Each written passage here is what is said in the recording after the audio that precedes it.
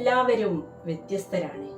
ഓരോരുത്തർക്കും ഓരോ തരം ഇഷ്ടങ്ങളും സന്തോഷങ്ങളുമാണുള്ളത്.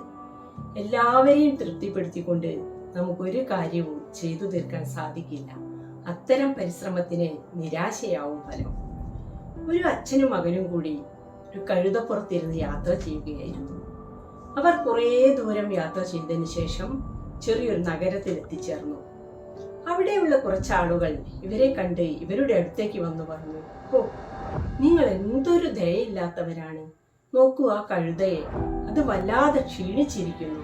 രണ്ടുപേരും അതിന്റെ പുറത്തിരുന്ന് യാത്ര ചെയ്യുന്നു. വല്ലാത്ത കഷ്ടം. ഇത് കേട്ട മകൻ അച്ഛനെ നോക്കി പുഞ്ചിരിച്ചുകൊണ്ട് അച്ഛൻ പറഞ്ഞു, സാരമില്ല, ഞാൻ താഴെ ഇറങ്ങാം, നീ അവിടെ ഇരുന്നോ. അങ്ങനെ രണ്ടുപേരും കൂടെ വീണ്ടും യാത്ര തുടർന്നു.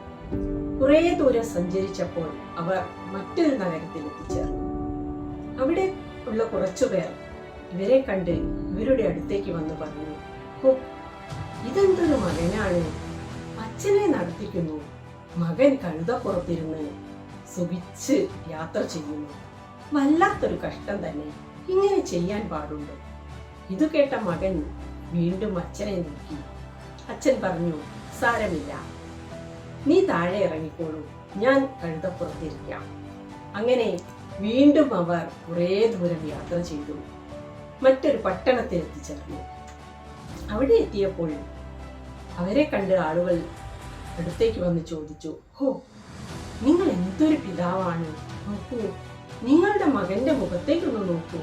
ആ കുട്ടി ആകെ ക്ഷീണിതനായിരിക്കുന്നു.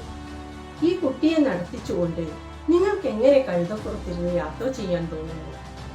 വീണ്ടും മകൻ അച്ഛനെ നോക്കി. അച്ഛൻ പറഞ്ഞു, സാരമില്ല, നമുക്ക് രണ്ടുപേർക്കും നടക്കാം. അപ്പോൾ മകൻ വിചാരിച്ചു, എന്നാൽ എല്ലാവരും സന്തോഷിക്കുമല്ലോ. അവർ രണ്ടുപേരും നടന്ന് കഴുതയെ വിളിച്ചുകൊണ്ട് നടന്നു. കുറേ ദൂരം ചെന്നപ്പോൾ മറ്റൊരു പട്ടണത്തിലെത്തി. അവിടെ നിന്ന് ഇവരെ കണ്ടപ്പോൾ ആളുകൾ കൂട്ടത്തോടെ ചിരിക്കാൻ തുടങ്ങി. ഇതെന്തൊരു അച്ഛനും മകനുമാണ്. കഴുതയെ നടത്തിച്ചുകൊണ്ട് രണ്ടുപേരും അതിന് പിന്നാലെ നടക്കുന്നു. അതിന്റെ പുറത്തുനിന്ന് യാത്ര ചെയ്തുകൂടെ? നമുക്കൊന്നും ഒരു കഴുത ഇല്ലാഞ്ഞിട്ടാണ്. ഇവർക്ക് കഴുത ഉണ്ടായിട്ടും രണ്ടുപേരും നടന്ന് യാത്ര ചെയ്യുന്നു. വല്ലാത്തൊരു വിഡ്ഢികൾ തന്നെ. ഇത് കേട്ട മകന് ദേഷ്യം വന്നു. അച്ഛൻ പറഞ്ഞു, സാരമില്ല, ഇതിൽ നിന്നും നീ ഒരുപാട് പാഠങ്ങൾ നിനക്ക് പഠിക്കേണ്ടതുണ്ട്. നീ ജീവിതത്തിലേക്ക് കടന്നു വരുന്നതേ ഉള്ളൂ. നോക്കൂ, എല്ലാവരെയും തൃപ്തിപ്പെടുത്തിക്കൊണ്ട് നമുക്കൊരു കാര്യങ്ങളും ചെയ്തു തീർക്കാൻ സാധിക്കില്ല. അപ്പോ റെഡിയല്ലേ? നമുക്ക് നമ്മെ തൃപ്തിപ്പെടുത്തിക്കൊണ്ട് മറ്റുള്ളവരെ ബുദ്ധിമുട്ടിക്കാതെ നമ്മുടെ കാര്യങ്ങൾ ചെയ്തുകൊണ്ട് സന്തോഷത്തോടെ ജീവിക്കാം. Thank you. എൻ്റെ വീഡിയോ ഇഷ്ടപ്പെട്ടാൽ ലൈക്ക് ചെയ്യാനും കമൻറ്റ് ചെയ്യാനും മറക്കല്ലേ. ആദ്യമായി വീഡിയോ കാണുന്നവർ സബ്സ്ക്രൈബ് ചെയ്യണേ.